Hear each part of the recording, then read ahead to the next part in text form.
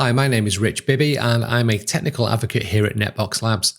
In this video, we are going to look at a great new feature that was added in NetBox version 3.7 called Event Rules, which can be used to send webhooks or execute custom scripts automatically in response to events that occur in NetBox.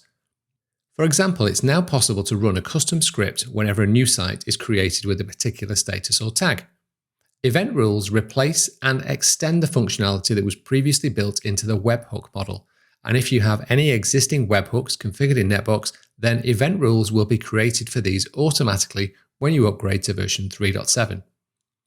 In this video, we'll walk through an example of an event rule that triggers a webhook to be sent whenever a new VLAN is added into NetBox.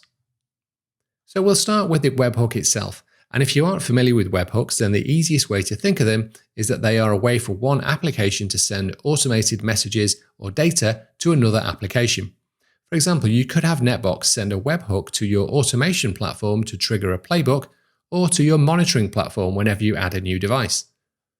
For demo purposes, we'll use the webhook.site website that allows you to test webhooks. So we need to grab the unique URL, so I will copy that to my clipboard. Then in NetBox, I'll go to Operations, Integrations and Webhooks and click the plus sign to add a new one. We'll give it a name of New VLAN Webhook, and then paste in the URL from the test site. We'll leave the HTTP method and content types as post and application/JSON, and then click create. Okay, so that's the webhook all set, and we can now create an event rule to trigger the webhook whenever we add a new VLAN. So we'll go to Operations, Integrations and Event Rules, and then click Add.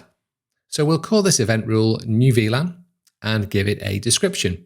Then under content types, we will select IPAM and VLAN, making sure the box is left ticked so that the rule is enabled, and then we'll select creations for the events that this rule will apply to. Next, under action type, we will select webhook, but note that the other option you have here is script, so you could just as easily set the event rule to run a custom script. And then for the webhook, we will select the webhook that we just created, and then scroll down and click create. Perfect, so we're all set to test it out by adding a new VLAN and checking if the webhook has been sent. So let's go to IPAM and VLANs and click Add. We'll give this VLAN an ID of 300 and a name of test, and then just click on Create. So if we go to the webhook test site, straight away we can see that a new webhook has been received. And if we look at the data in the payload, we can see the new VLAN we just created.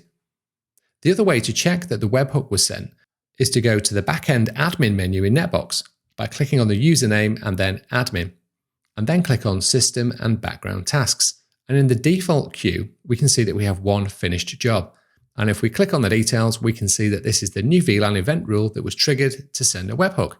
And if I scroll down further, I can see that the status code is a 200, meaning that the webhook was successfully processed. Lastly, to go back to the main UI, we just click on View Site at the top. So thanks very much for watching, and I hope you found that a useful overview of how the event rules feature works in NetBox.